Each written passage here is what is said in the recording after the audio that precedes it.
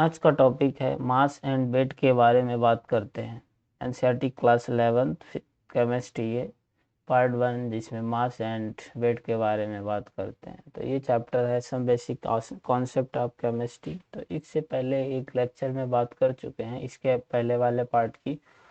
तो आज स्टार्ट करते हैं मास एंड वेट से।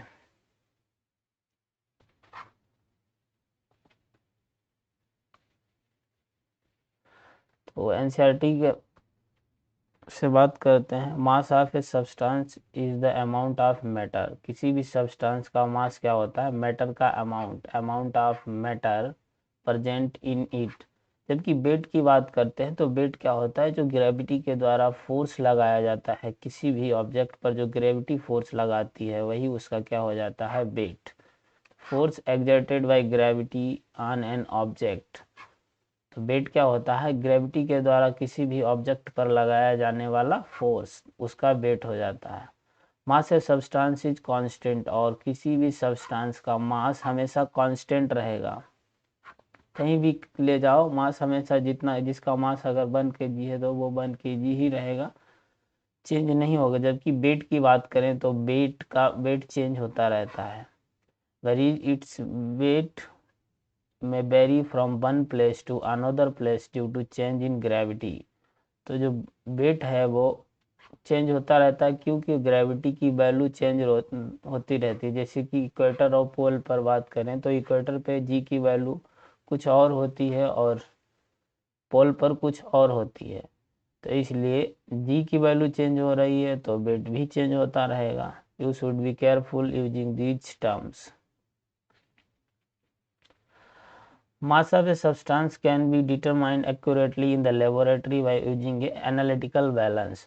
तो एनालिटिकल बैलेंस के द्वारा किसी भी सब्सटेंस का मास एक्यूरेटली डिटरमाइन किया जा सकता है।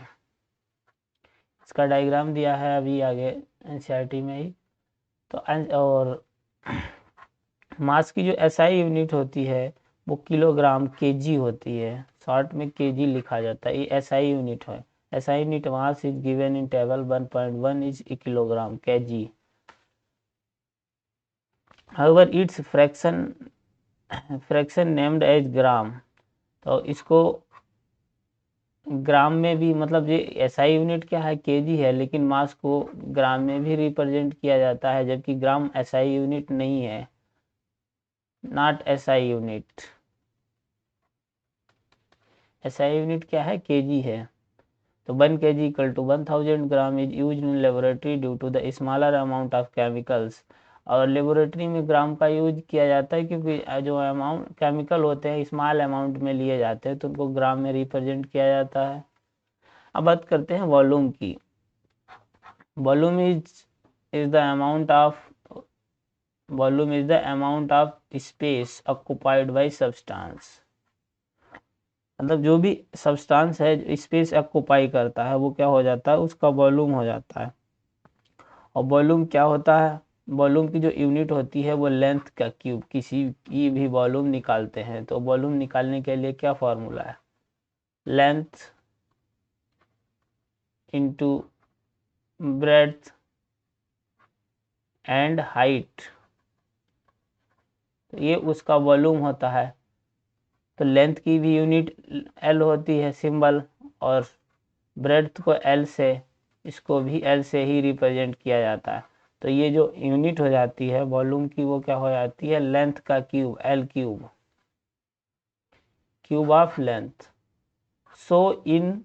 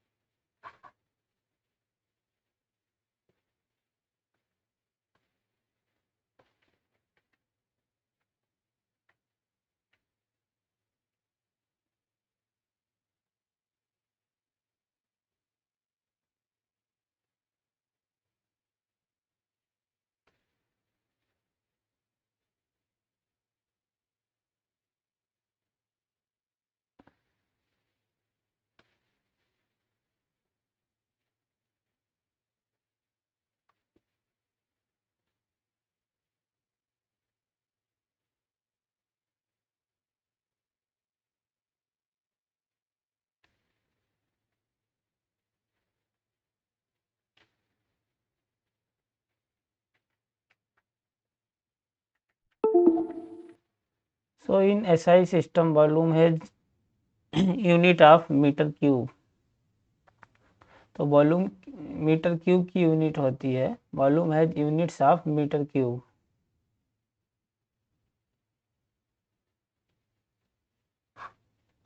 But again in the chemistry laboratory smaller volumes are used. अब जैसे कि अब जो एसआई यूनिट इसकी क्या होती है, मीटर क्यूब। वॉल्यूम की जो एसआई यूनिट होती है, SI unit of volume metre cube होती है।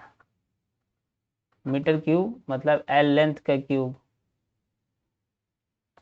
और अगर केमिस्ट्री की बात करें तो केमिस्ट्री की लेबोरेटरी में जो स्मॉलर वॉल्यूम के लिए कौन सी यूनिट यूज की जाती है,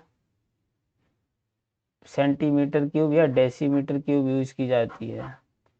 तो hence volume is often denoted in centimetre cube या मतलब स्मॉलर वॉल्यूम के लिए जो लेबोरेटरी में यूज किया जाता है सेंटीमीटर या डेसी क्यूब, जबकि एसआई यूनिट ये सेंटीमीटर क्यूब या decimetre cube SI unit नहीं है। एसआई यूनिट क्या है, मीटर क्यूब, ना कि लीटर एसआई यूनिट है। ये जो डायग्राम दिया है एनसीईआरटी में, ये जो एनालिटिकल बैलेंस का डायग्राम दिया गया है, तो किसी भी सब्सटेंस का अगर हमें मास फाइंड करना है, बहुत वेरी एक्यूरेटली एकदम एग्जैक्ट मास पता करना है, तो इसके द्वारा उसके मास को मेजर कर लिया जाता है।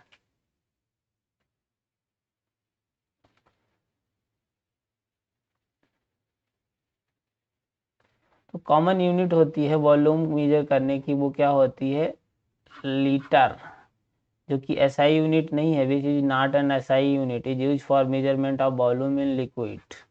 तो लिक्विड में वॉल्यूम को मेजर करने के लिए लीटर का यूज किया जाता है, क्योंकि एसआई यूनिट नहीं है। 1 litre 1 litre equal to 1000 ml and 1 centimetre equal to 1 decimetre cube. 1 centimetre cube equal to 1 decimetre cube, sorry 1000 centimetre cube equal to 1 decimetre cube. In figure helps visualise the relations.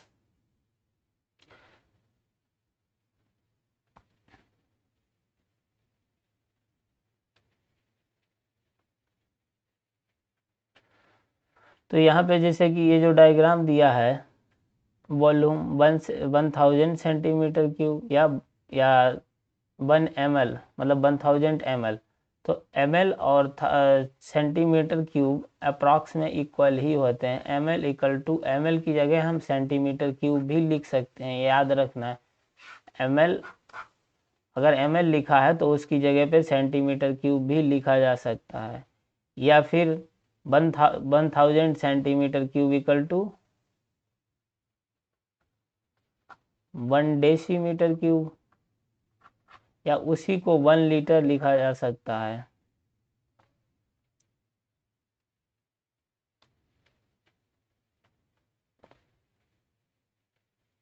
बात करते हैं इसके आगे वाले topic के।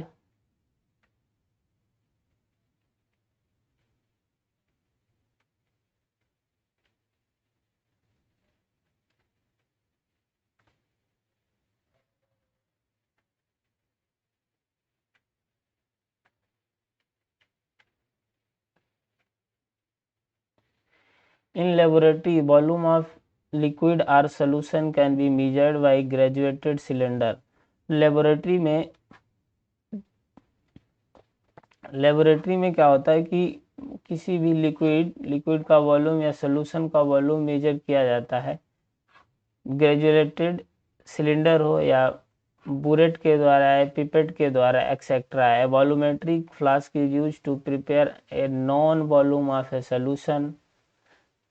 तो जो volumetric flask का यूज किया जाता है नॉन वॉल्यूम किसी भी मतलब नॉन वॉल्यूम हो सोल्यूशन का। These 3 measuring device on in figure, और फिगर में मेजरिंग डिवाइस दिखाए गए हैं।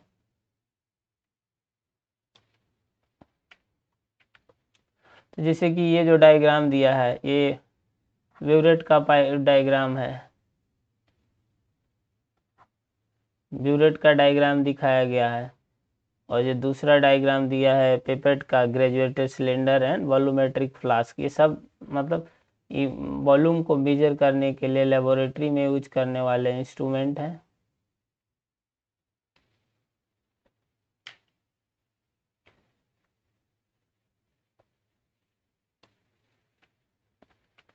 सम volume measuring devices.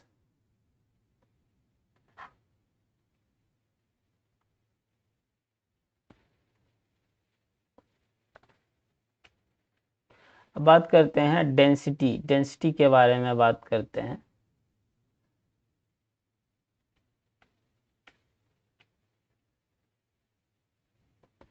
Density, the two properties mass and volume discussed above related as follows। तो डेंसिटी क्या होता है, mass per unit volume. Density equal to mass per unit volume. Density को generally rho से represent किया जाता है, तो m by V, density of a substance is its amount of mass per unit volume. तो डेंसिटी क्या होती है, amount of mass per unit volume, वो उसकी डेंसिटी हो जाती है। So SI unit of density can be obtain.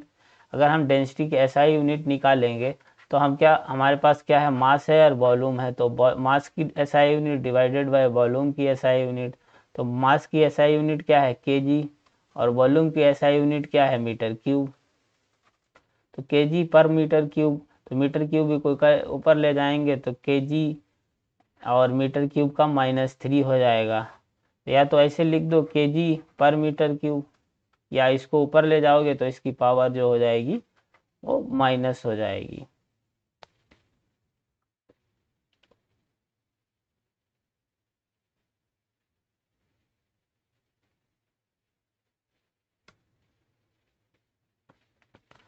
This unit is quit large. अब बात करते हैं जो केजी पर मीटर क्यूब यूनिट आई है डेंसिटी की, वो बहुत ज़्यादा मतलब बहुत बड़ी यूनिट है। A chemist of an express density, और केमिस्ट हैं वो डेंसिटी को ग्राम पर सेंटीमीटर क्यूब में मतलब मेजर करते हैं। तो केमिस्ट हैं, केमिस्ट्री की उसकी डेंसिटी की यूनिट क्या रखते हैं, gram per centimetre cube. Where is mass is expressed in gram और volume is expressed in centimetre cube. जहाँ पे मास को ग्राम में एक्सप्रेस किया जाता है और वॉल्यूम को सेंटीमीटर क्यूब में एक्सप्रेस किया जाता है। Density of a substance tells us about how closely its particle are packed. और डेंसिटी क्या बताती है किसी भी सब्सटेंस के बारे में, ये बताती कि जो सब्सटेंस है उसके पार्टिकल्स कितने पास में हैं, कितने क्लोजली पैक्ड हैं। Density of a substance tells us about how closely its particles are packed, मतलब कितने क्लोजली पैक्ड हैं। If density is more it means particle are more closely, और जितनी ज़्यादा जिसकी डेंसिटी होगी मतलब वो सब्सटेंस या जो भी है वो ज़्यादा, उतना ज़्यादा डेंस होगा, मतलब घना होगा, मतलब उसके जो पार्टिकल्स हैं और ज़्यादा पास में होंगे। Means particle are more closely packed. तो ये हो गई डेंसिटी की बात। अब बात करते हैं टेम्परेचर के बारे में। तो temperature, they are the common scales to measure temperature. तो टेम्परेचर को जो कॉमन स्केल्स हैं मेजर करने के लिए, एक तो डिग्री सेल्सियस हो गई, डिग्री सेल्सियस जिसको इससे रिप्रेजेंट किया जाता है डिग्री सेल्सियस। और दूसरा हो गया डिग्री फ़ारेनहाइट। तो डिग्री फ़ारेनहाइट को ऐसे लिखा जाता है शॉर्ट में। और तीसरी यूनिट है वो है टेम्परेचर। तो टेम्परेचर को मेजर करने के लिए 3 कॉमन यूनिट हैं, degree Celsius, degree Fahrenheit and kelvin.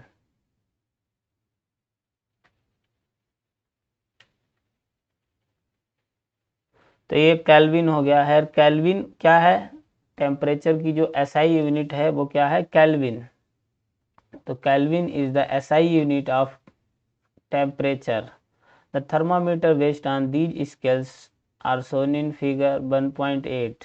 Generally, the thermometer with Celsius scale are calibrated। और अगर थर्मामीटर को सेल्सियस स्केल में कैलिब्रेट किया जाता है तो वो क्या कितना होता है 0 डिग्री से लेकर 100 डिग्री तक कैलिब्रेट किया जाता है। Very these two temperature are the freezing point and boiling point of the water. और जो 0 डिग्री सेल्सियस होता है, 0 डिग्री सेल्सियस, तो ये क्या है, फ्रीजिंग पॉइंट है वाटर का।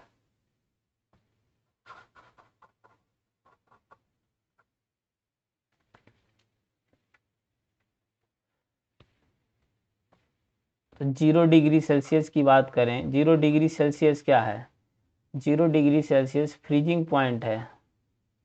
वाटर इतने टेम्परेचर पर फ्रीज कर जाता है, फ्रीजिंग पॉइंट। और 100 डिग्री सेल्सियस मतलब इतने पे वाटर है बॉयल करने लगता है, बॉइलिंग पॉइंट। इसका वाटर का boiling point and freezing point है respectively. The Fahrenheit scale is represented between 32 degree Fahrenheit and 212 degree Fahrenheit.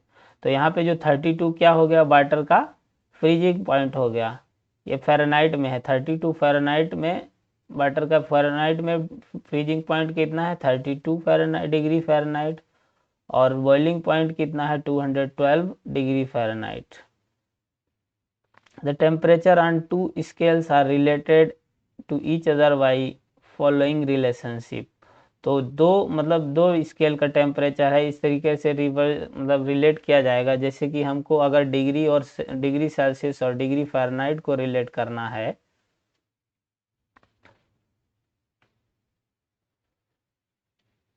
तो ये दिया है Fahrenheit equal to 9/5 degree Celsius plus 32।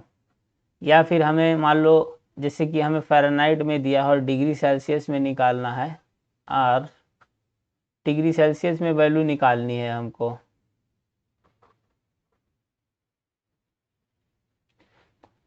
तो डिग्री सेल्सियस में निकालने के लिए बस क्या करना है, इसको उल्टा कर देना है।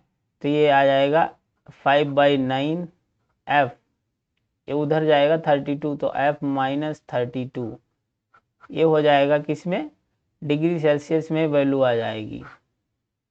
तो इनमें से दो कोई भी मतलब एक याद रख लो, जो हमें तो आसान यही है, ये वाला याद कर लो, बाकी तो इसको कन्वर्ट कर ही सकते हो।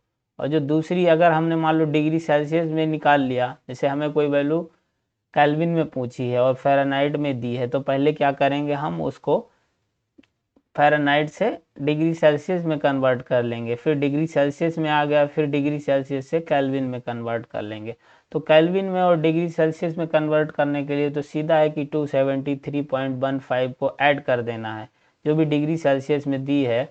तो the Kelvin scale is related to Celsius scale, तो सेल्सियस स्केल और केल्विन को रिलेट करना है केल्विन में। केल्विन में अगर हमें निकालना है तो डिग्री सेल्सियस प्लस 273.15। जैसे कि मान लो हमें कोई टेम्परेचर दिया है 27 डिग्री सेल्सियस, तो अगर हमको सेल्सियस में दिया है तो केल्विन में निकालना है, तो इसको क्या करेंगे, इसमें 27 डिग्री सेल्सियस प्लस 273.15 इतना ऐड कर देंगे। इतना ऐड करने के बाद ये जो वैल्यू आएगी 300.15 केल्विन, तो ये जो आंसर आ जाएगा वो केल्विन में आ जाएगा।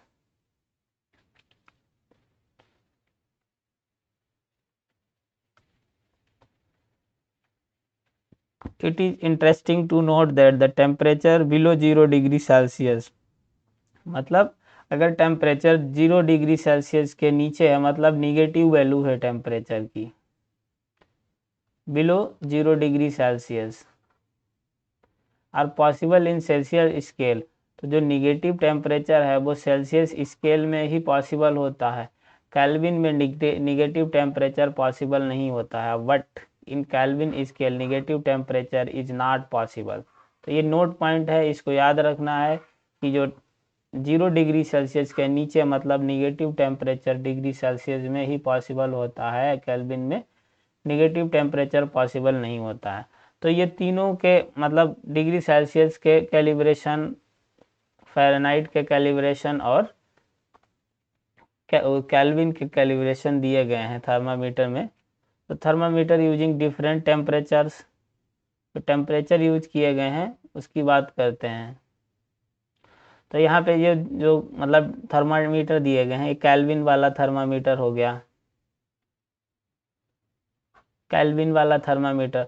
तो यहाँ पे जो 273.15 केल्विन, तो ये क्या हो गया, वाटर का बॉइलिंग पॉइंट। केल्विन में जो वाटर का बॉइलिंग पॉइंट कितना होता है, तो ये हो गया, सॉरी बॉइलिंग पॉइंट कह रहे, ये फ्रीजिंग पॉइंट हो गया। तो ये जो 273.15 केल्विन है क्या, फ्रीजिंग पॉइंट, शॉर्ट में FP, फ्रीजिंग पॉइंट लिखे दे रहे, फ्रीजिंग पॉइंट ऑफ वाटर। और ये 370 जो 373 केल्विन दिया है क्या, बॉइलिंग पॉइंट, वाटर का बॉइलिंग पॉइंट कितना हो, 373 केल्विन या 100 डिग्री सेल्सियस, सेल्सियस में 100 होता है। और जो ह्यूमन बॉडी टेम्परेचर की बात करते हैं, जो नॉर्मल ह्यूमन बॉडी टेम्परेचर होता है वो केल्विन में होता है 310 केल्विन, और जो रूम टेम्परेचर होता है केल्विन में 298 केल्विन। अब डिग्री सेल्सियस की बात करें तो डिग्री सेल्सियस में वाटर का boiling freezing point 0 degree Celsius और बॉइलिंग पॉइंट 100 डिग्री सेल्सियस। अगर हम ह्यूमन बॉडी टेम्परेचर की डिग्री सेल्सियस में बात करते हैं तो डिग्री सेल्सियस में ह्यूमन बॉडी टेम्परेचर होता है 37 डिग्री सेल्सियस, और जो रूम टेम्परेचर होता है 25 डिग्री सेल्सियस। ऐसे ही अगर फ़ारेनहाइट स्केल की बात करते हैं तो फ़ारेनहाइट स्केल में बात करते हैं तो फ़ारेनहाइट में अगर हम वाटर का फ्रीजिंग पॉइंट की बात करते हैं तो वाटर का फ्रीजिंग पॉइंट फ़ारेनहाइट में कितना होता है, 32 डिग्री फ़ारेनहाइट। रूम टेम्परेचर जो फ़ारेनहाइट में कितना होता है, 77 डिग्री फ़ारेनहाइट। और ह्यूमन बॉडी टेम्परेचर जो होता है वो कितना होता है, 98.6 डिग्री फ़ारेनहाइट। और जो बॉइलिंग पॉइंट वाटर का होता है फ़ारेनहाइट में 212 डिग्री फ़ारेनहाइट। तो अब अगले बात करते हैं, जो अगला टॉपिक है अनसर्टेनिटी इन मेजरमेंट। तो मेजरमेंट में अनसर्टेनिटी की बात करते हैं। तो many times in the study of chemistry one has to deals with the experimental data and as well as theoretical calculations. तो हम मतलब केमिस्ट्री में स्टडी करते हैं तो क्या होता है कि कुछ एक्सपेरिमेंटल डाटा भी होता है और कुछ थ्योरेटिकल डाटा भी, कैलकुलेशन भी होती हैं। There are meaningful ways to handle the numbers conveniently and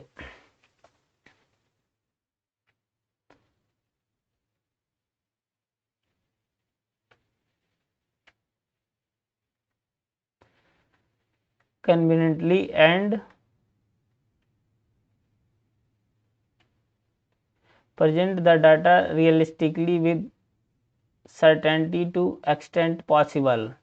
These ideas are discussed below. Sorry ये क्या कहाँ गया, इसका और भी कुछ पार्ट बचा है।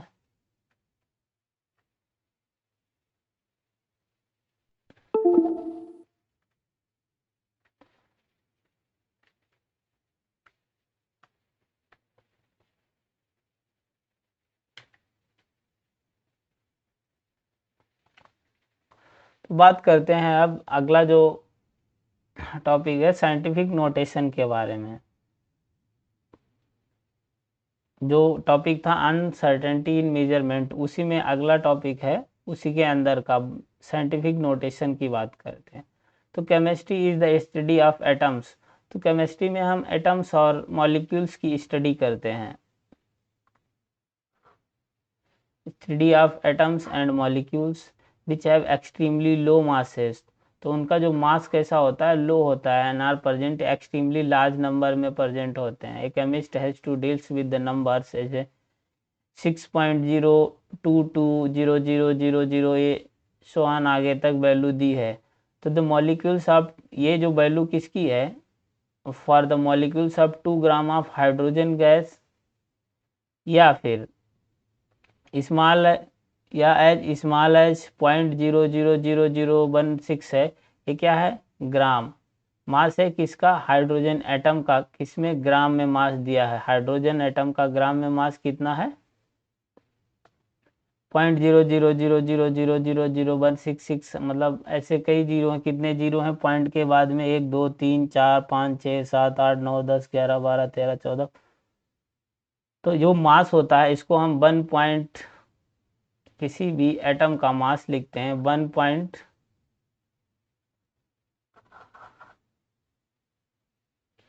ग्राम में। हाइड्रोजन एटम का जो मास होता है 1.67 इंटू 10⁻⁻27 ग्राम।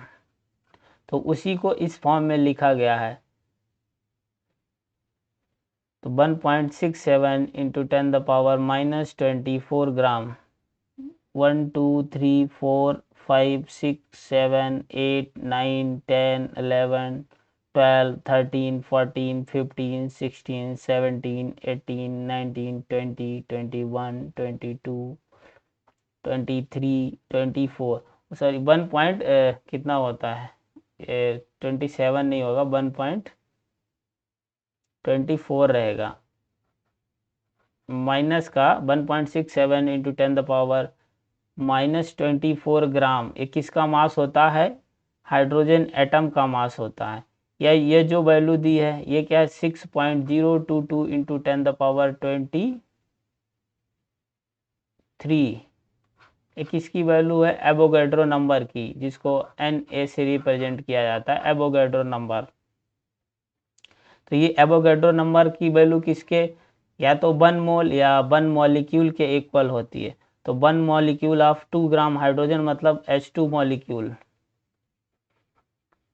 H2 मॉलिक्यूल की वैल्यू है 2 ग्राम ऑफ हाइड्रोजन गैस, तो इसकी वैल्यू कितनी होती है, एवोगैड्रो नंबर के बराबर 6.022 इंटू 10⁻23। तो उसको इस फॉर्म में लिखा है। तो ये केमिस्ट्री में ये होता है कि इस तरीके से लिख दिया जाता है। इसी को कहा जाता है साइंटिफिक नोटेशन।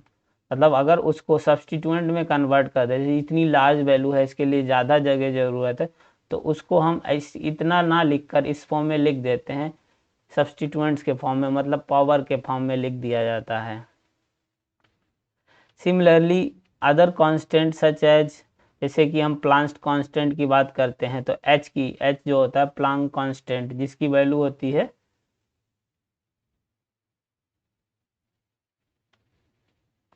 प्लांक कांस्टेंट की वैल्यू होती है 6.67 इंटू 10⁻34 होती है। ऐसे स्पीड ऑफ लाइट की बात करते हैं, तो स्पीड ऑफ लाइट की वैल्यू क्या होती है, 3 इंटू 10⁸ मीटर पर सेकेंड। तो ये सारी कांस्टेंट वैल्यू हैं जो हमेशा कांस्टेंट रहती हैं, तो इनको ऐसे ही लिखा जाता है। चार्ज ऑन पार्टिकल, या किसी भी पार्टिकल पर चार्ज बात करें, जैसे कि इलेक्ट्रॉन की बात करें, इलेक्ट्रॉन पर चार्ज कितना होता है, तो 1.6 into 10⁻⁻19 coulomb.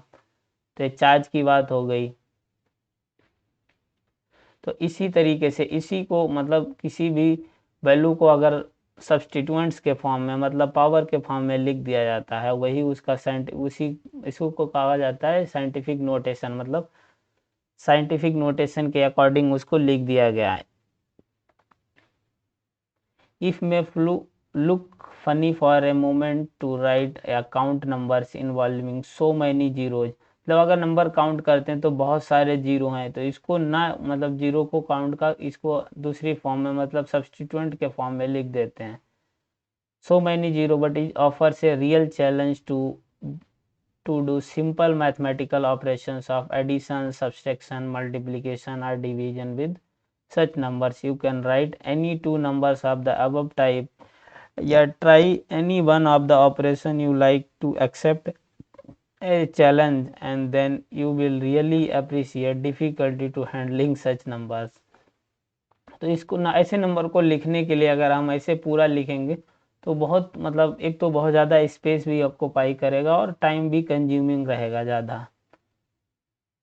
This problem is solve by using scientific notation for such number, that is exponential notation.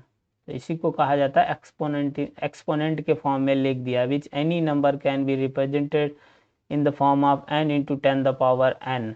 तो यहाँ पे जो स्मॉल n है वो क्या है, एक्सपोनेंट है, तो इसको किसी भी n इंटू 10⁻n के फॉर्म में लिख दिया, n इंटू 10⁻n।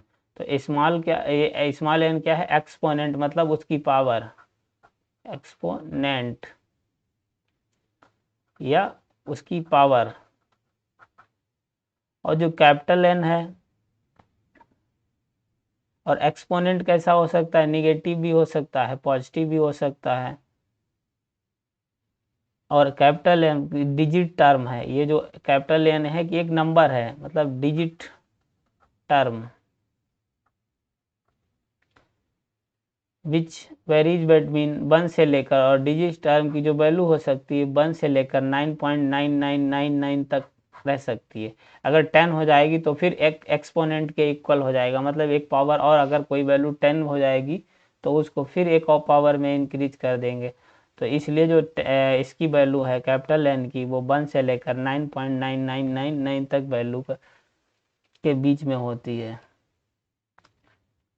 अब बात करते हैं दस वी कैन राइट, जैसे कि हम 232.508 को हम ऐसे लिख सकते हैं एक्सपोनेंट के फॉर्म में, जैसे कि ये वैल्यू है 2। अब अगर इस पॉइंट को हम लेफ्ट में मूव कराते हैं, जैसे कि इधर देख लो, ये वैल्यू है 232.508।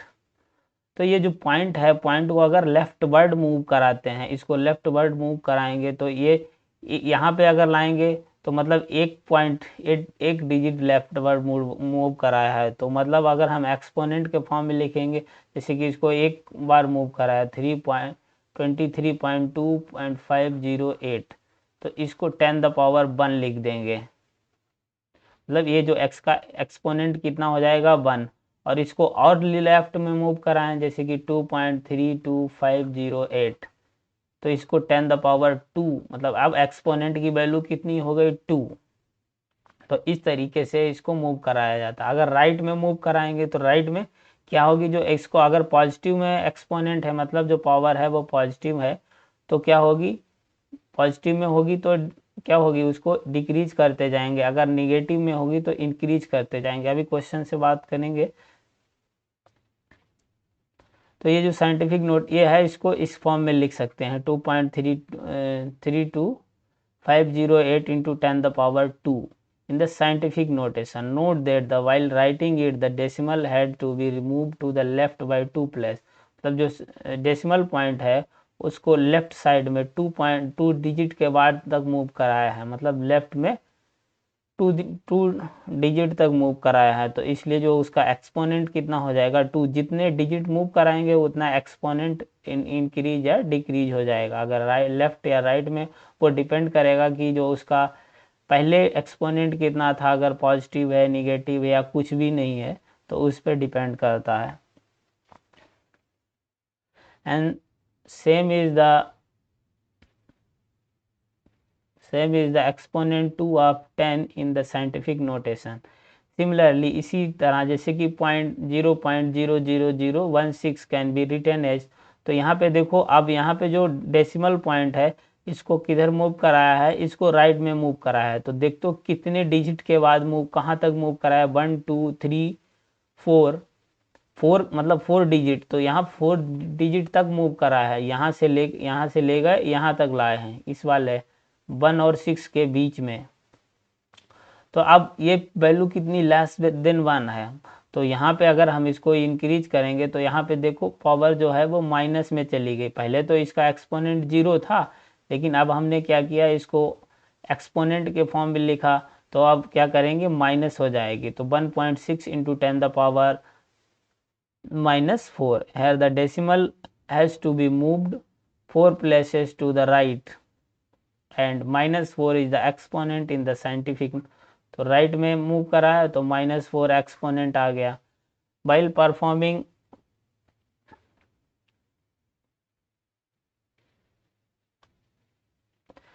performing mathematical operations on numbers expressed in scientific notation, the following points are to be kept in mind। तो कुछ पॉइंट्स माइंड में रहने चाहिए।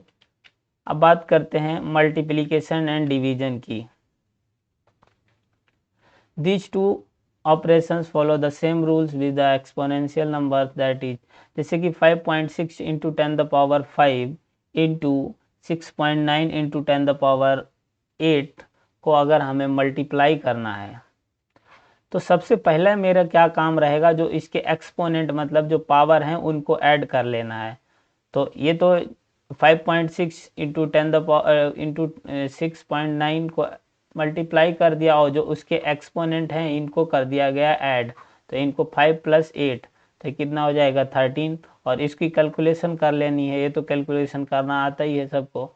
तो सिर्फ एक्सपोनेंट को क्या कर देना है, ऐड कर देना है। जैसा सिंबल अब देखो यहाँ पे है, अगर यहाँ ये जो अगली वैल्यू दी है 9.8 इंटू 10⁻⁻2 की मल्टीप्लाई की है 2.5 इंटू 10⁻⁻6, तो दोनों के एक्सपोनेंट निगेटिव हैं, तो दोनों के एक्सपोनेंट तो निगेटिव में इनको ऐड कर देंगे, -2 + -6, तो जो भी वैल्यू आएगी, अब यहाँ पे ये -8 आ गया ऐड करने पर, तो इसको कैलकुलेट करने पर ये वैल्यू मिल गई। या फिर ऐसा भी हो सकता है कि अगर एक वैल्यू कोई पॉजिटिव दी है, दूसरा एक्सपोनेंट, एक का एक्सपोनेंट पॉजिटिव दूसरे का नेगेटिव दे रखा है, तो उसको भी ऐड ही करेंगे।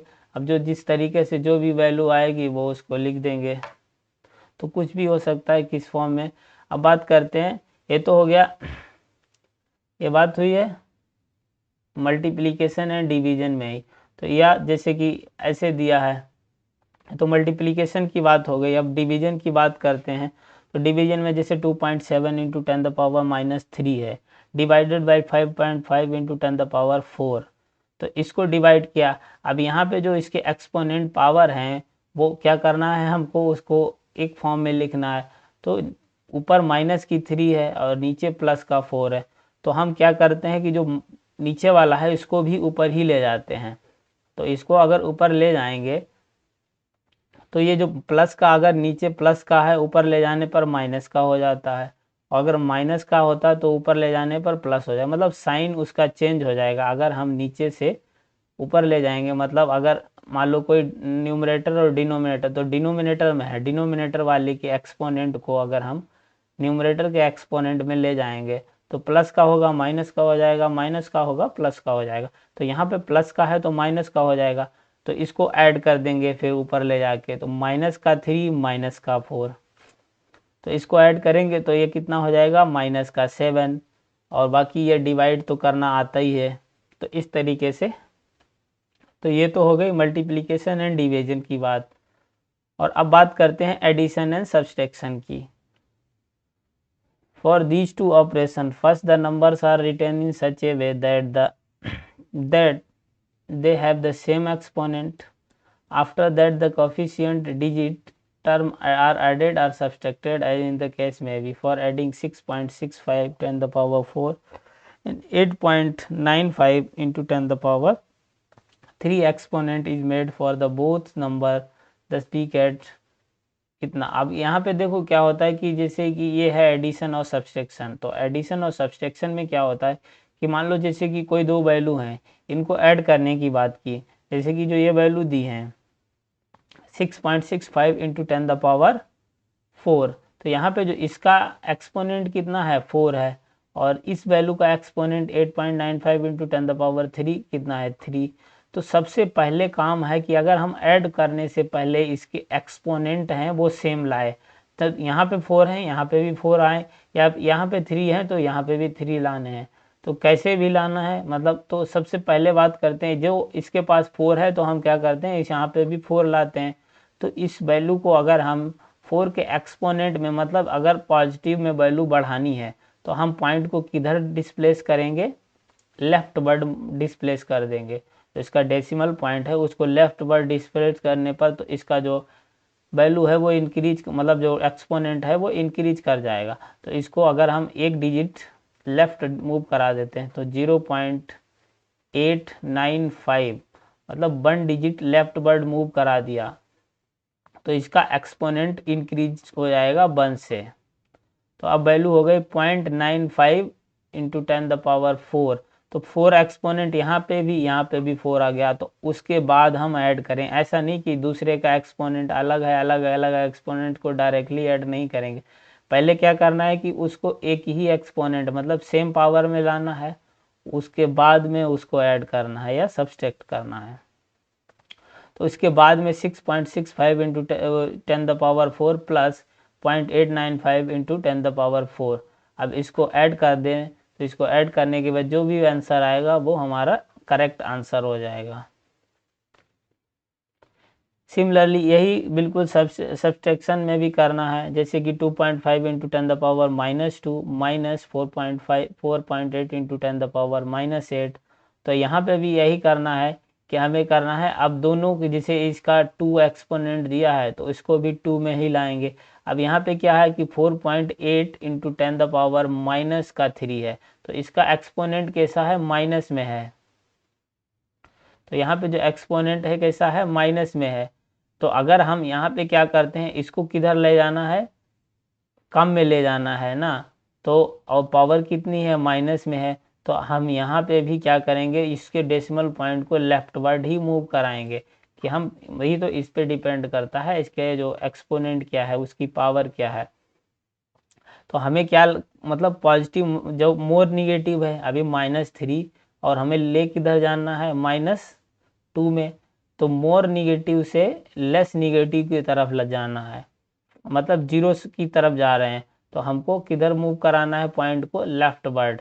तो इसको 0.48 इंटू 10 द पावर -2 ये वैल्यू आ जाएगी। इसको इस तरीके से मूव कराना है, उसके बाद सेम एक्सपोनेंट में आ गया, देन उसके बाद सब्सट्रैक्ट कर देना है।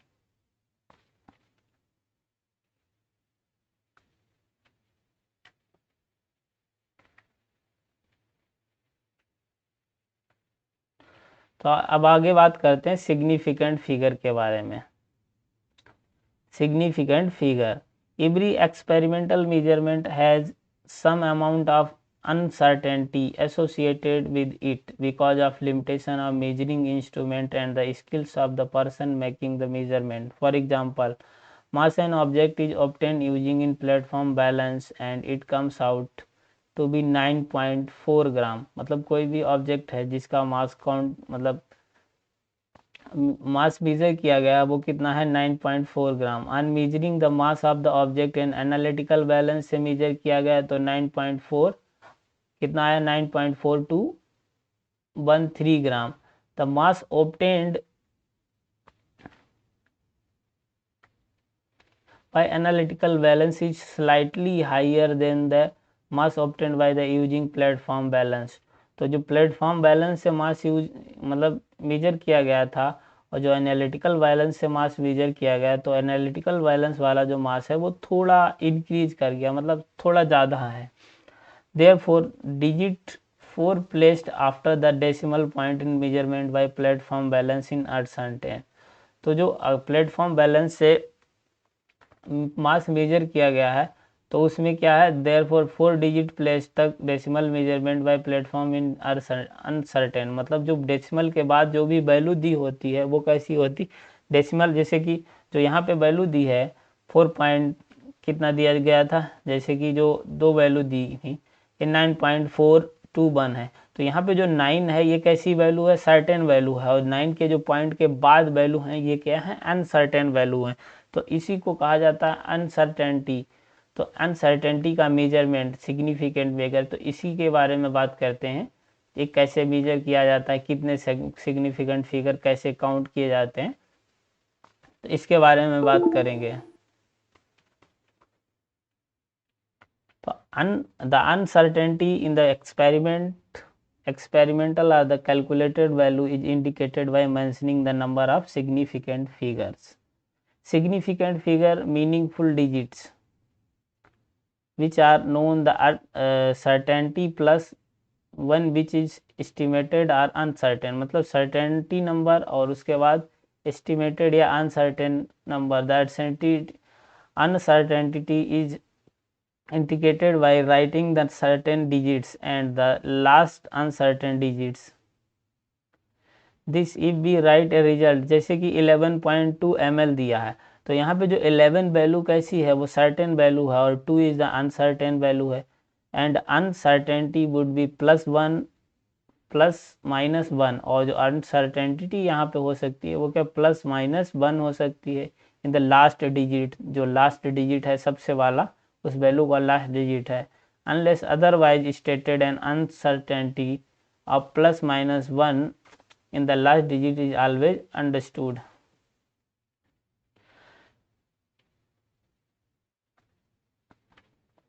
There are certain rules for determining the number of significant figure. These are stated below. तो यहाँ पे जो रूल हैं कुछ सिग्निफिकेंट फिगर को बताने के लिए, अब रूल की बात करते हैं। तो पहला रूल है कि all non zero digits are significant. For example, तो कोई भी नॉन जीरो डिजिट हैं वो सारे के सारे सिग्निफिकेंट होंगे। जैसे कि 2.285 सेंटीमीटर मतलब 285 सेंटीमीटर दिया है, वो यहाँ पे सारे नॉन जीरो हैं, मतलब कोई भी जीरो नहीं है। तो सारे ऑल नॉन जीरो डिजिट्स हैं वो कैसे होते हैं, सब सिग्निफिकेंट फिगर में काउंट किए जाते हैं। तो यहाँ पे कितने हो गए, सिग्निफिकेंट फिगर का नंबर हो गया 3। ऐसे ही बात कर 0.25 ml देयरफॉर 2 सिग्नि, और यहाँ पे जो 0.25 ml यहाँ पे कितने सिग्निफिकेंट फिगर हैं, 2 हैं। और यहाँ पे 0 है क्योंकि ये 0 है, और जो नॉन जीरो ये 2.2 और 5 नॉन जीरो हो गया, और ये तो 0 है तो 0 सिग्निफिकेंट फिगर नहीं होगा। तो पहला रूल है कोई सभी नॉन जीरो डिजिट हैं वो सिग्निफिकेंट फिगर होंगे ही होंगे। अब बात करते हैं जो अगला रूल है, zero preceding to first non zero digits are not significant figure. और अगर मान लो कोई ऐसी वैल्यू है जीरो से, मतलब नॉन जीरो से पहले जीरो आ रहे हैं, जीरो प्रेसीडिंग टू द फर्स्ट, पहले नॉन जीरो जो नॉन जीरो डिजिट है उससे पहले मतलब जीरो आ रहा है, डिजिट्स आर नॉट सिग्निफिकेंट, तो वो सिग्निफिकेंट नहीं होगा। Such zero indicates the position of decimal point. Thus जैसे कि ये वैल्यू दी है 0.03 has the one significant figure. तो 3 ये मतलब ये तो हो गया नॉन जीरो, और इससे पहले जो जीरो हैं तो इसके पहले वाले प्रेसीडिंग जीरो हैं वो सिग्निफिकेंट फिगर नहीं होंगे। तो यहाँ पे जो सिग्निफिकेंट फिगर का नंबर कितना हो जाएगा 1। ऐसे ही ये जो वैल्यू है 0.0052 हैज़ 2 सिग्निफिकेंट फिगर। तो यहाँ पे भी जो 52 हैं नॉन जीरो डिजिट्स हैं, और इससे पहले इसके प्रीसीडिंग जो हैं वो क्या है, जीरो है। तो इसके प्रीसीडिंग जीरो क्या होंगे, वो सिग्निफिकेंट फिगर में काउंट नहीं किए जाएंगे। तो यहाँ पे जो सिग्निफिकेंट फिगर का नंबर हो जाएगा वो कितना हो जाएगा 2। 5 और 2 दो ही सिग्निफिकेंट फिगर हैं। और अगले रूल की बात करते हैं।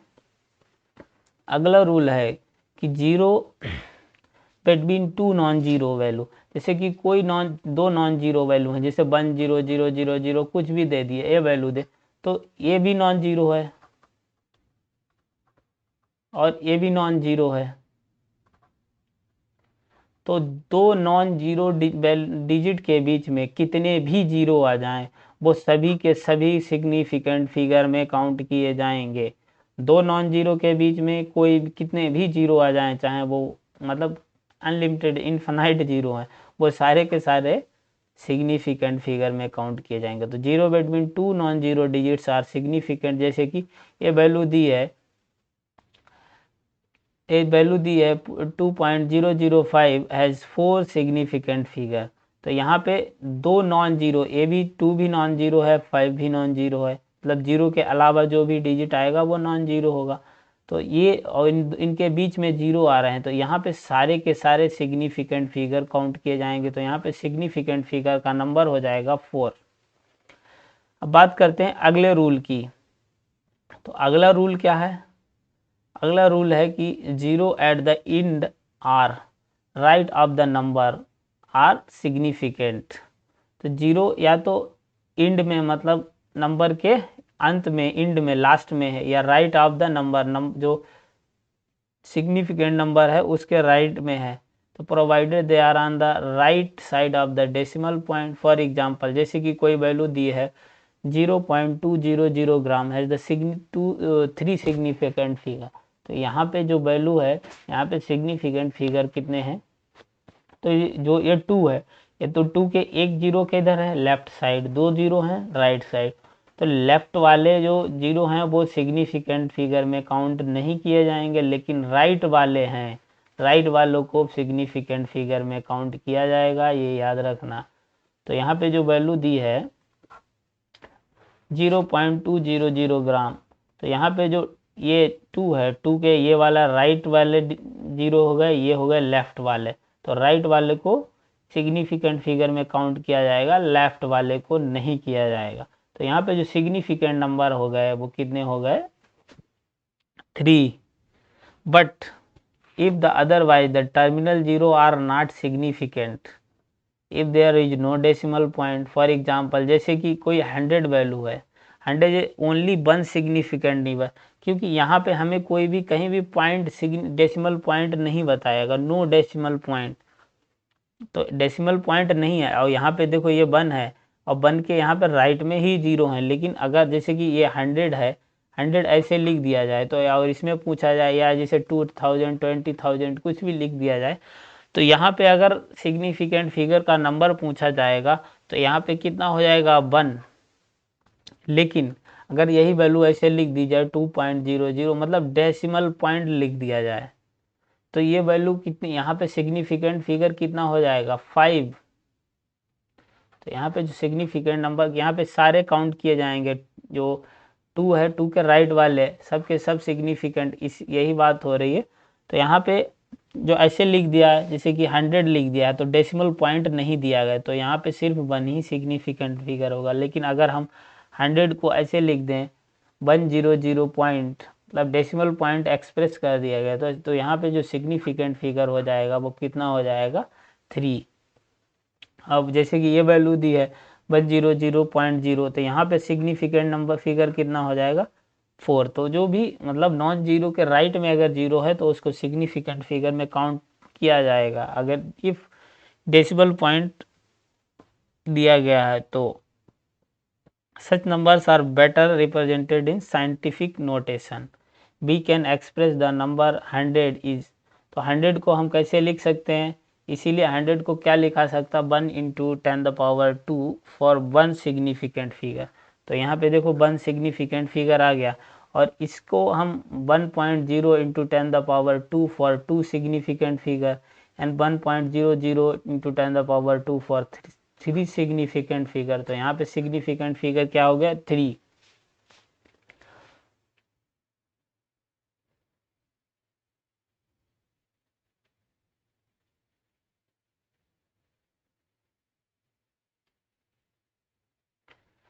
अब बात करते हैं जो अगले रूल की है, counting the number of A object, for example 2 balls या 20 एग। तो कोई भी ऑब्जेक्ट का नंबर अगर हम काउंट कर रहे हैं, जैसे कि 2 बॉल या 20 एग्स हो गए, इन्फिनाइट सिग्निफिकेंट फिगर हैं, as these are exact number, क्योंकि 2 बॉल्स या 20 एग एक नंबर हैं, एग्जैक्ट नंबर हैं। तो ये जो वैल्यू है किसी भी नंबर को, ऑब्जेक्ट के नंबर को काउंट करेंगे, वहाँ पे जो सिग्निफिकेंट फिगर होंगे वो कितने हों, क्या होंगे इनफाइनाइट, ये याद रखना है, infinite significant figure. These are the exact number हैं and can be represented by writing infinite number of zero after placing decimal। तो ये जो वैल्यू है जैसे कि 2 है तो 2 को हम क्या लिख सकते हैं, मतलब 2 लिखा है, अब 2 को डेसिमल पॉइंट लिख देते हैं। अब इसके बाद हम चाहे कितने भी जीरो इंक्रीज कर दें, ठीक है, तो यहाँ पे कितने भी zero, infinite number of zero increase कर दें, तो यहाँ पे जो इसीलिए कहा जाता है कि जो, और ये वैल्यू और 2 है, 2 के राइट में जितने भी मतलब नॉन जीरो डिजिट होंगे, मतलब जीरो होंगे, नॉन जीरो नहीं, कितने भी जीरो प्रेजेंट हो, सभी के सभी सिग्निफिकेंट फिगर में काउंट किए जाएंगे। तो ये जो रूल था इससे पहले, right of the right of non zero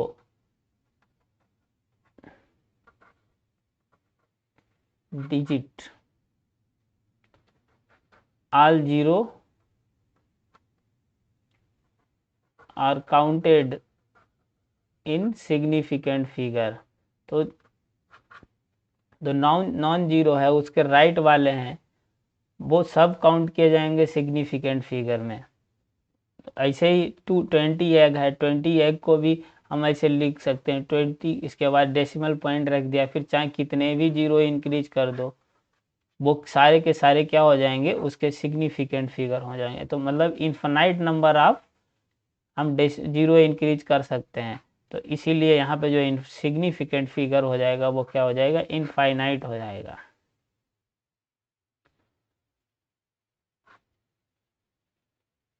अब बात करते हैं आगे, in numbers written in scientific notation.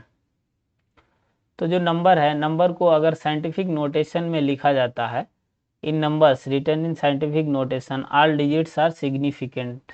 तो यहाँ पे जो साइंटिफिक नोटेशन में लिखते हैं तो जितने भी डिजिट होते हैं वो क्या होते हैं, सिग्निफिकेंट फिगर होते हैं। जैसे कि 4.01 इंटू 10⁻² हैज़ 3 सिग्निफिकेंट फिगर। तो सिग्निफिकेंट फिगर का नंबर कितना हो गया, 3। And 8.256 into 10⁻³ has 4 significant figure. However, in one would always like the result to be precise and accurate, and precision accuracy are often refers to while we talk about the measurement। तो जो precise और accurate है, मतलब कोई भी value कितनी precise और accurate है, मतलब कितनी एक्यूरेट है, करेक्ट है, तो उसके मेजरमेंट से ही के बारे में बात करते हैं। अगर प्रेसीजर और हम एक्यूरेसी के बारे में बात करेंगे तो वो किसको रिफ़र करता है कि उसके मेजरमेंट की बात चल रही है। Precision refers to the closeness of various measurement.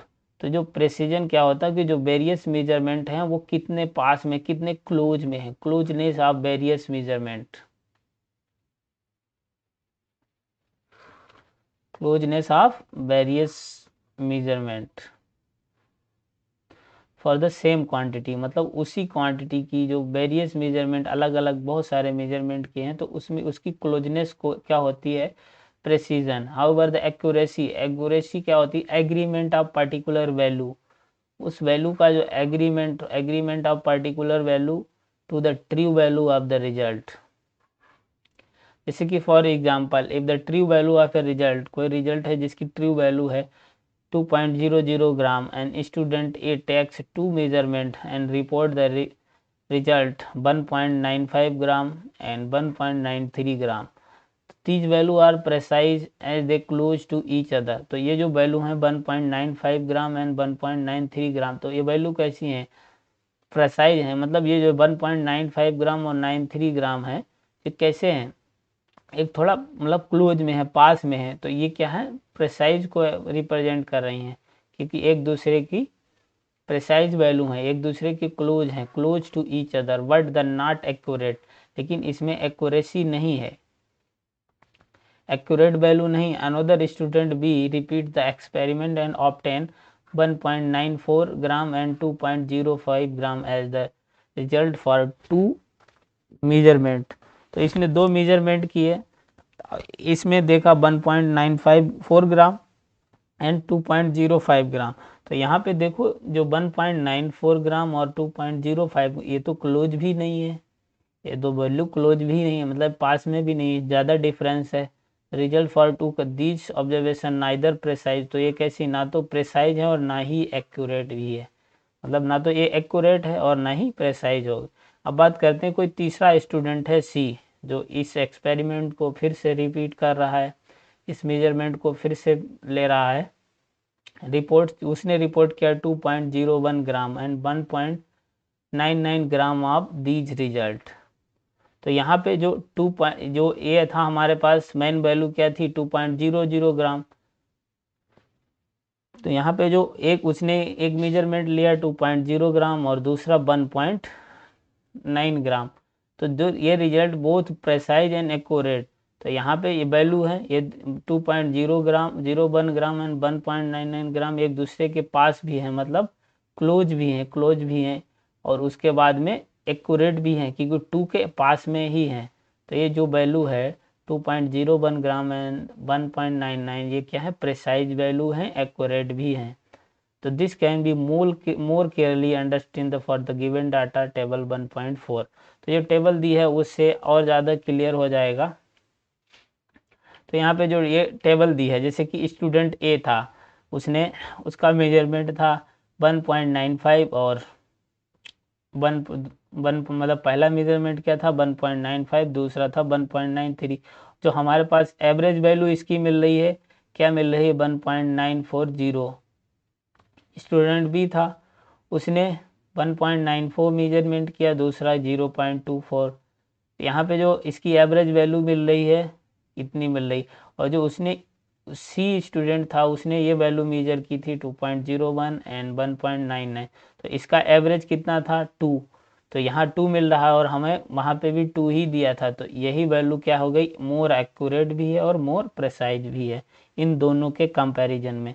जैसे पहले वाली वैल्यू प्रेसाइज तो है, मतलब प्रेसाइज का मतलब क्लोजनेस वैल्यू के बीच, मतलब जो उनके उनके क्लोजनेस कितनी है, तो क्लोज प्रेसाइज तो है लेकिन एक्यूरेट नहीं है। और जो बी वाले स्टूडेंट ने मेजर किया तो वो तो ना तो एक्यूरेट थी क्योंकि इसके स्वेज में, और ना ही प्रेसाइज था, तो इसलिए बी वाला भी सही नहीं था।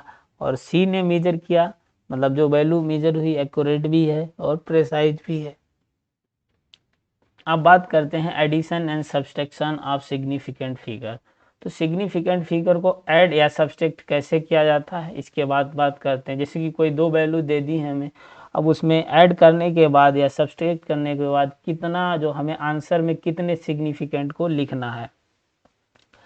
The result can not be more digit to the right of the decimal point than either of that original number. तो यहाँ पे ये जो लैंग्वेज लिखी है सीधा मतलब है इसका कि जो भी हमें जिस भी डिजिट में डेसिमल पॉइंट के बाद में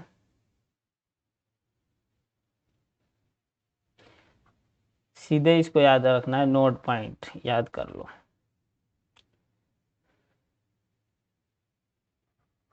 डेसिमल पॉइंट के बाद में जिसके पास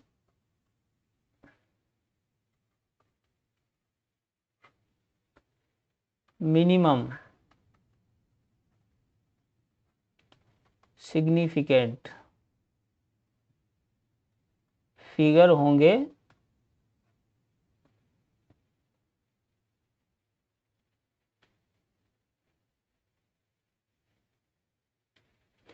तो डेसिमल पॉइंट के पास जिसके पास मिनिमम सिग्निफिकेंट फिगर होंगे, आंसर जो आएगा आंसर उसी के अकॉर्डिंग आएगा। आंसर में उतने ही सिग्निफिकेंट फिगर रखने हैं।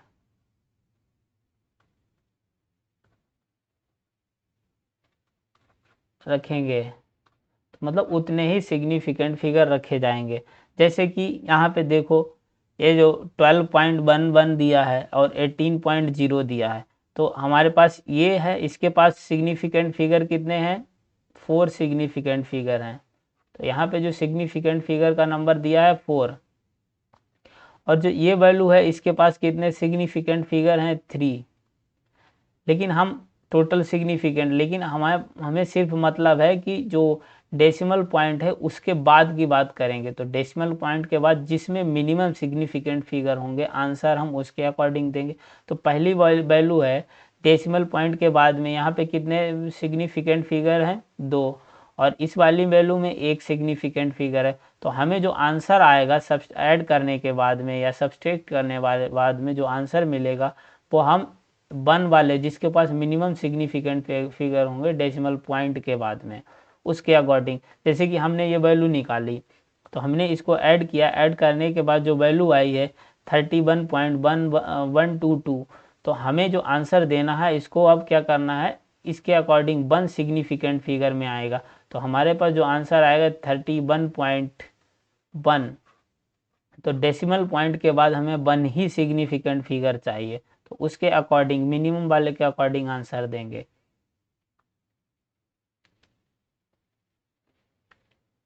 तो यहाँ पे जो इसको कैलकुलेट करने के बाद जो आंसर आया है तो 18 है, जो only 1 digit after the decimal point and result should be reported only to up to 1 digit तक ही रिजल्ट को रिपोर्ट किया जाएगा डेसिमल, जैसे 31.1 आंसर आ जाएगा इसका।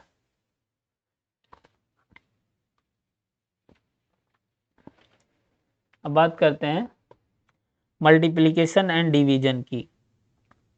मल्टीप्लिकेशन और डिवीजन में क्या होता है कि हम यहाँ पर बात करें टोटल नंबर ऑफ सिग्निफिकेंट की बात करेंगे।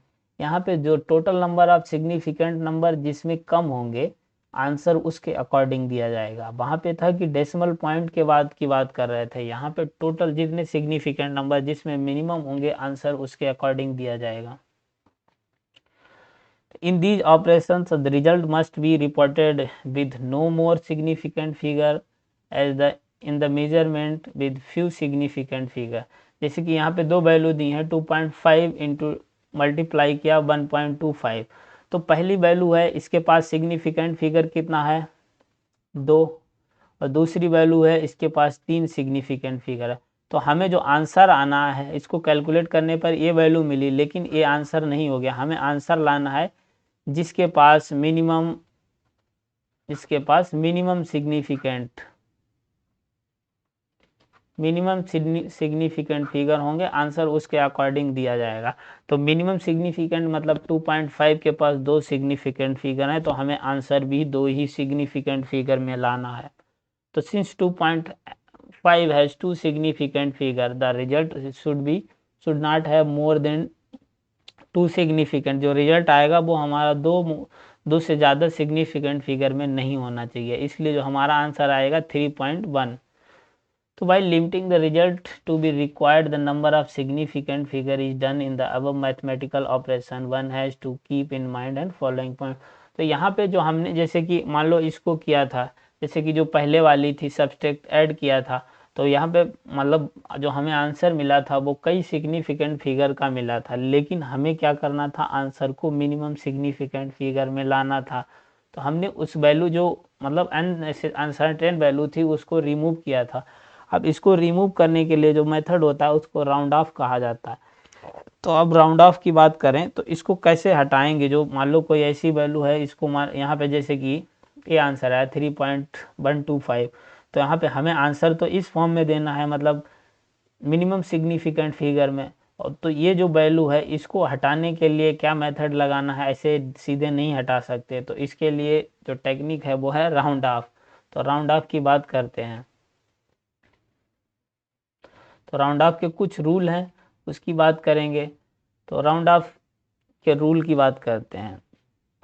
If the right most digit to be removed is more than 5, जैसे कि कोई भी वैल्यू है उसके राइट मोस्ट मतलब जो राइट वाले में राइट मोस्ट पॉइंट वैल्यू है वो 5 से ज़्यादा है, तो presiding number is increase by 1, तो उससे पहले वाले नंबर को 1 से इंक्रीज, जैसे एग्जांपल से समझते हैं जो वैल्यू है 1.386, तो हमें यहाँ पे 6 को राउंड ऑफ करना है, तो 6 है 5 से ज़्यादा है, मोर देन 5 अगर वैल्यू है तो मतलब 6 7 8 9 मोर देन 5, तो 6 है मतलब मोर देन 5 है, तो इसको अगर हम रिमूव करेंगे मतलब राउंड ऑफ करेंगे तो हमें प्रेसिडिंग मतलब इससे प्रेसिडिंग वैल्यू क्या है 8, तो 8 को 1 से इंक्रीज कर देना है, मतलब 8 है तो 9 कर देना है, या कोई भी वैल्यू है 1 है तो 1 की जगह 2 कर देना है, 3 है तो 3 की जगह 4 कर देना है, मतलब इंक्रीजेज बाई 1। तो इफ बी टू रिमूव 6 को रिमूव करेंगे तो हम राउंड ऑफ करके इसको क्या लिखेंगे, 8 था 8 को 9 कर दिया, तो हमारे पास जो वैल्यू आ जाएगी 1.39, तो मतलब 6 को रिमूव या राउंड ऑफ कर दिया। ये तो हो गया पहला रूल मोर देन 5 वाला। एक रूल है कि अगर लेस देन 5 है, मतलब कोई है वैल्यू ऐसे जिसे हमें लेस देन 5 है उसको रिमूव करना है, तो लेस देन 5 को अगर रिमूव करेंगे तो उसके प्रेसिडिंग डिजिट में कोई भी चेंज नहीं आएगा, मतलब जो जितना था 2 है 2 ही रहेगा, 3 है 3 ही रहेगा, मतलब कुछ भी है वो उतना ही रहेगा।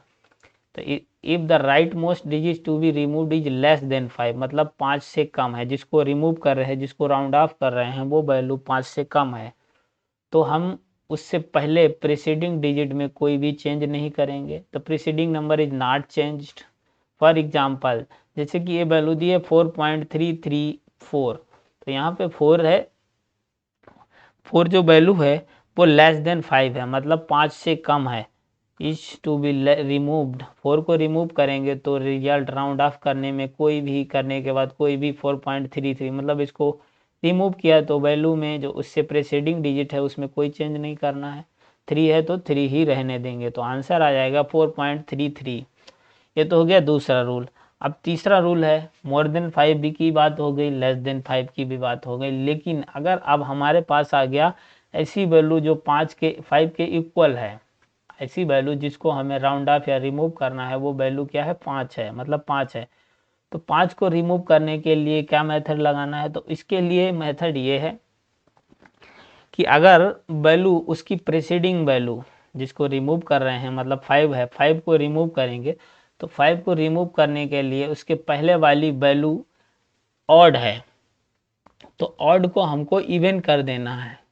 ऑड को इवन कैसे करेंगे, ऑड को इवन करेंगे इंक्रीजेज बाई 1। अगर मान लो जैसे कि ऑड है, 3 वैल्यू है और 5 को हमें रिमूव करना है, तो 3 को इंक्रीजेज बाई 1, मतलब 1 से इंक्रीज करके इवन और इवन में कन्वर्ट करना है, तो 3 को 4 करेंगे ना कि 2 करेंगे। और ऐसे अगर मान लो जैसे कि कोई वैल्यू है जिसका प्रीसीडिंग वैल्यू 5 को रिमूव करना है और जिसमें प्रीसीडिंग उससे पहले वाला डिजिट जो है वो इवन है, तो इवन है तो इवन को इवन ही रहने देना है, उसमें कोई भी चेंज नहीं करेंगे। तो अगला रूल यही है, if the right most digit to be removed is 5, मतलब जो भी राइट मोस्ट डिजिट है जिसको रिमूव करना है, राउंड ऑफ करना है, वो वैल्यू 5 है। तो 5 है, 5 में 2 रूल हैं, अगर वैल्यू ऑड है then the preceding number is not change if it is even number, अगर नंबर इवन है, मतलब इवन है, जैसे कि 2 4 6 8 10, ये जो 8 10 नहीं 8 तक, तो ये वैल्यू क्या है, इवन है, इवन वैल्यू है, इसको अगर हमें रिमूव उसको 5 को रिमूव करना है तो इवन को इवन ही रहने देना है। It is an even but is, अगर इमेज है तो इमेज मतलब इवन है तो कोई भी चेंज नहीं करेंगे। लेकिन अगर वैल्यू हमारे पास ऑड आ गई, फॉर एग्जांपल जैसे कि अब बात करते हैं ऑड आ गई तो उसको 1 से इंक्रीज कर दिया जाएगा, मतलब ऑड को इवन कर देना है, वो भी इंक्रीजेज बाई 1। जैसे कि ये वैल्यू है 6.35, तो 6.35 में जो 5 है, 5 को राउंड ऑफ करना है, 5 से पहले वाला जो डिजिट है, प्रेसीडिंग डिजिट है, वो 3 है, 3 मतलब ऑड है, 3 हो गया, 5 हो गया, 7 हो गया, 9 हो गया, ये ऑड वैल्यू है। तो ये यहाँ पे ऑड है, तो हमें क्या करना है, इसको इसके प्रेसीडिंग को ऑड को इवन कर देना है, और इवन कैसे करना है, इंक्रीजेज बाई 1। तो इसको 1 से 3 को 4 में कन्वर्ट कर देंगे और जो हमारा आंसर आ जाएगा वो 6.4 मिलेगा। अब दूसरा एग्जांपल है जैसे कि 6.25, तो 5 को राउंड ऑफ करना है, तो 5 से पहले वाला डिजिट 2 है, मतलब इवन है, तो इवन को इवन ही रहने देना है। तो round off is to be rounded to off to 6.2, मतलब 2 को 2 ही रहने देना है, कोई भी चेंज नहीं करना। बात करते हैं डायमेंशनल एनालिसिस। तो often while calculating there is a need to convert unit from one system to another system, मतलब एक सिस्टम की यूनिट को दूसरे यूनिट में दूसरे सिस्टम की यूनिट में कन्वर्ट करना। The method is used to accomplish this is called the factor level method या और यूनिट फैक्टर मेथड या डायमेंशनल एनालिसिस कहा जाता है। This is illustrated below. जैसे कि एग्जांपल की बात करते हैं, कोई एक पीस है मेटल का जिसका जो मेटल है वो जिसका साइज है 3 inch, represented in inch, inch को इन में लिखा जाता है, मतलब शॉर्ट में लिखते हैं इंच को इन। इतना लंबा है, मतलब 3.3 इंच लॉन्ग है। बट इज द सिग्निफिकेंट, वो but is the length in centimetre, तो उसकी सेंटीमीटर में लेंथ क्या होगी। तो सबसे पहले तो हमें पता होना चाहिए कि जो 1 इंच इक्वल टू कितने सेंटीमीटर के इक्वल होता है। तो सबसे पहले तो यही है कि 1 इंच इक्वल टू कितने सेंटीमीटर के इक्वल है।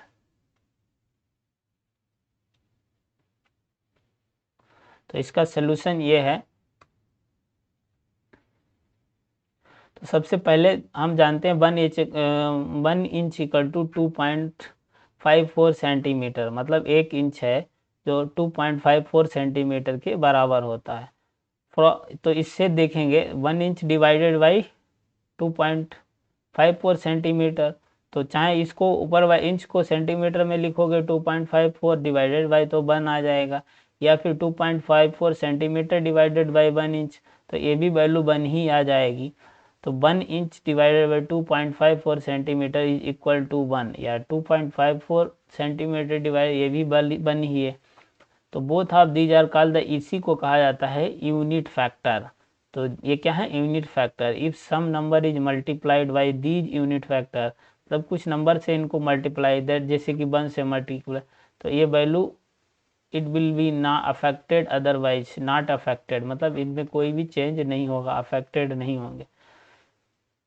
से the 3 in given above is multiplied unit factor, अगर 3 से हमें 3 दिया है तो 3 से मल्टीप्लाई करेंगे, तो ये 3 से मल्टीप्लाई करेंगे तो ये वैल्यू 3 और इंटू इंच, 1 इंच को अगर सेंटीमीटर में कन्वर्ट करना है तो 1 इंच इक्वल टू 2.54 सेंटीमीटर, तो उससे मल्टीप्लाई कर देना है, जो भी वैल्यू आएगी वो हमारा आंसर हो जाएगा।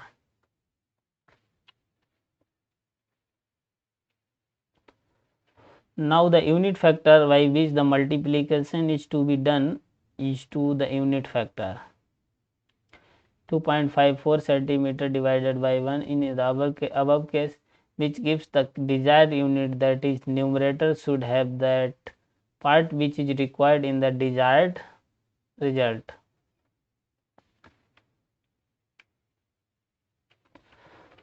It should also be noted in the above example the unit can be handled just like other numerical part. It can be cancelled, divided, multiplied, squared. मतलब इसको हम कैंसिल कर सकते हैं, डिवाइड कर सकते हैं, मल्टीप्लाई कर सकते हैं, स्क्वायर कर सकते हैं। तो इससे पहले अब आगे एग्जांपल की बात करते हैं। जैसे कि एक जग है, वो इसके पास 2 लीटर ऑफ मिल्क, मतलब 2 लीटर मिल्क है उसमें। Calculate the volume of the milk in metre cube में बताना है। तो अब हमें क्या करना है, लीटर को मीटर क्यूब में कन्वर्ट करना है। तो सबसे पहले तो बात करते हैं कि जो 1 litre equal to 1000 centimetre cube. तो जो 1 लीटर होता है वो 1000 मतलब 1000 सेंटीमीटर क्यूब के बराबर होता है। 1 मीटर में कितने सेंटीमीटर होते हैं, 100 सेंटीमीटर होते हैं। तो 1 मीटर डिवाइडेड बाई 100 सेंटीमीटर, तो ये वैल्यू कितनी आ गई 1, या 100 सेंटीमीटर डिवाइडेड बाई 1 मीटर, तो ये भी वैल्यू 1 ही मिलेगी, क्योंकि हमें जो भी करना है सेम यूनिट में। भाई ये सेंटीमीटर है तो इसको सेंटीमीटर में रखेंगे, ऐसे ये मीटर में है तो इसको भी मीटर में रखेंगे, तो ये जो वैल्यू हमें 1 मिलेगी। तो हमें मीटर क्यूब निकालना है, मतलब इनका क्यूब करना है। तो to get metre cube from the above unit factor, the unit factor is taken in cube, मतलब इनका क्यूब करना है, मतलब पावर 3 करनी है इनकी।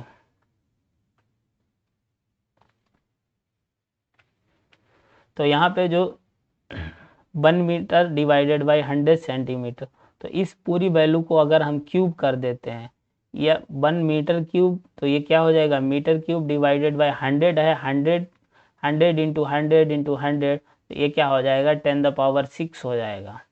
भाई 100 इंटू 100 इंटू 100, तो यहाँ पे जो कितने 2 2 6, तो जो यहाँ क्या हो जाएगा 10⁻6, तो ये 10⁻6 सेंटीमीटर क्यूब। अब सेंटीमीटर को हम मीटर में सेम यूनिट में रखना है, मीटर क्यूब में रखना है, या मीटर क्यूब को सेंटीमीटर यहाँ पे ही लिखेंगे तो इसको सेंटीमीटर, तो यहाँ पे भी हमें क्या मिलेगा 1। तो 2 लीटर है, 2 लीटर मतलब 2 लीटर को अगर हम सेंटीमीटर क्यूब में कन्वर्ट करेंगे तो 1 litre equal to 1000 centimetre cube. तो इसको सेंटीमीटर 1000 सेंटीमीटर क्यूब से मल्टीप्लाई कर देंगे, तो यहाँ पे अगर हमारे पास जो आंसर आ जाएगा वो कितना 2000 सेंटीमीटर क्यूब। तो ये आ गया हमें सेंटीमीटर क्यूब में मिल गया, लेकिन हमें आंसर लाना है मीटर क्यूब में। हमें जो आंसर बताना है वो किस में बताना है, मीटर क्यूब में बताना है।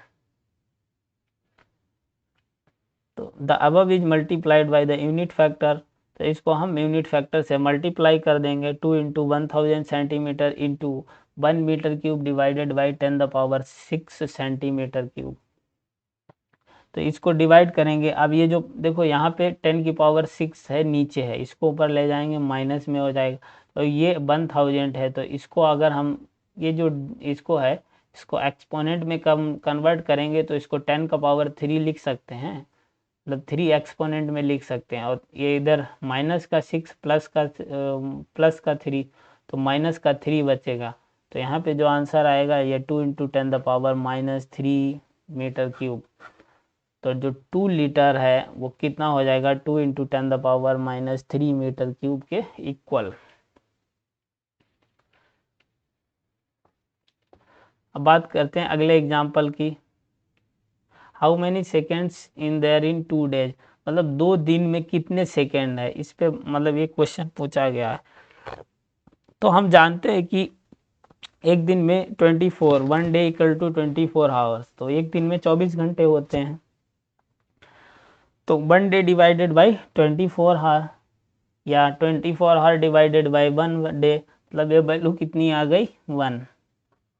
ठीक है, और ये भी जानते हैं कि 1 आवर = 1 घंटे में कितने मिनट होते हैं, 60 मिनट। ठीक है, तो 1 आवर डिवाइडेड बाई 60 मिनट, या 160 मिनट डिवाइडेड बाई 1 आवर, ये हो गया इसका यूनिट फैक्टर।